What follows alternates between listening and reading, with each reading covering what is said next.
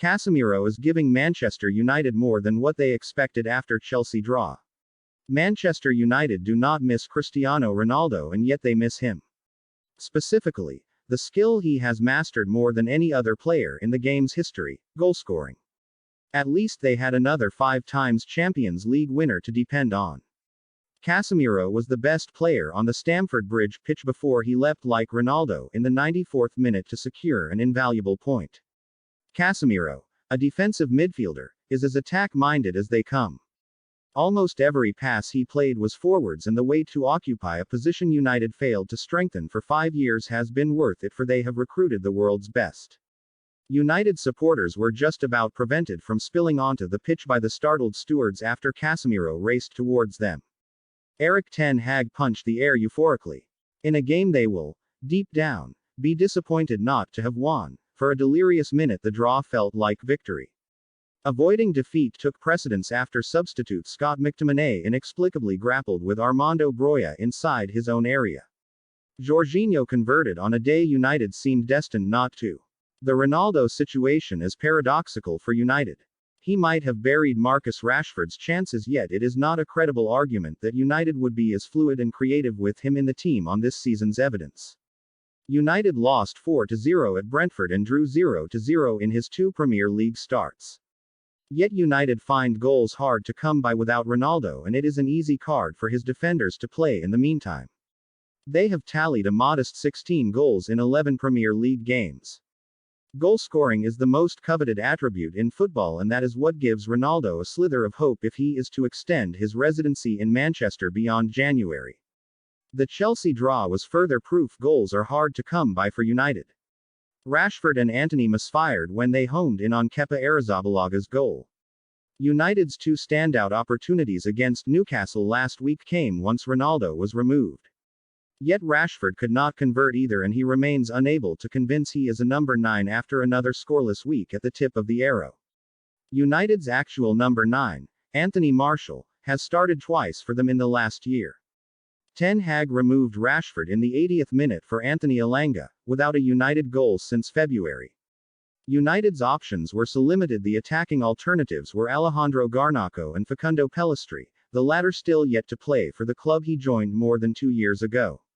Little wonder a defensive player stepped up to fill Ronaldo's void. Ten Hag has spoken of the hope United will become more consistent with Martial and Ronaldo available, yet both are unreliable for various reasons, and an attacking reinforcement in January feels urgent. Ronaldo was conspicuous by his absences on the terraces, too. None of his chants were aired in the reduced away section of the shed end, and the only Viva was reserved for John Terry, United fans, and Ronaldo, forever grateful for his inability to withstand the saturated Luzhniki Stadium turf. More important than Ronaldo to United is Raphael Varane, forced off for the 2nd time this month.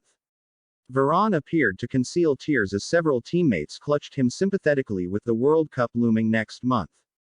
Varane at least walked around the pitch unattended, mercilessly abused by the Matthew Harding stand.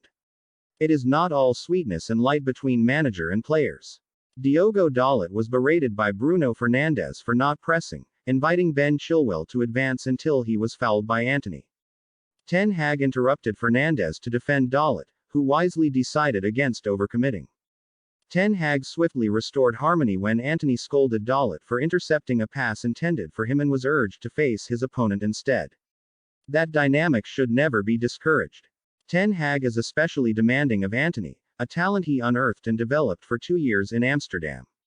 The United manager was not silenced by Antony's distance in the second half and had his work cut out with the relocated Fernandes, truculent as ever with the officials. United were purposeful and adventurous, especially in the first half, and with Casemiro flanked by the recalled Christian Eriksen.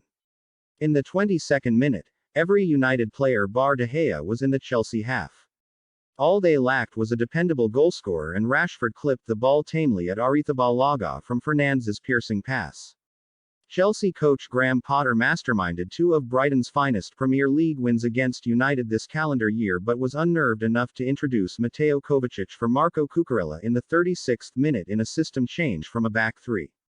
Potter had been beckoning Ben Chilwell higher up, yet United were so proactive through Antony he was pinned back, and Tottenham's back 3 doubled as an invaluable dress rehearsal. With a back four, Chilwell regained his sense of adventure and Chelsea edged the second half. Ten Hag took 3 minutes of the restart to plump for a counter change, summoning Fred back from a brief warm-up to replace the harmless Jadon Sancho. Far more disruptive was the withdrawal of Varane. Harry Maguire is undergoing double sessions back at base in Carrington in his recovery from a thigh strain. Lisandro Martinez, as much a fan as a teammate of Varane's, paid the perfect ode with his faultless reading and uncompromising sliding tackles. United fans repeatedly chanted, "Argentina," and it has not gone unnoticed Martinez particularly relishes duels with English opponents. The United fans roared, "Argentina," again in the 94th minute. But the scorer was a Brazilian. Subscribe to my YouTube channel MUFC Hot Sports for more information about Manchester United.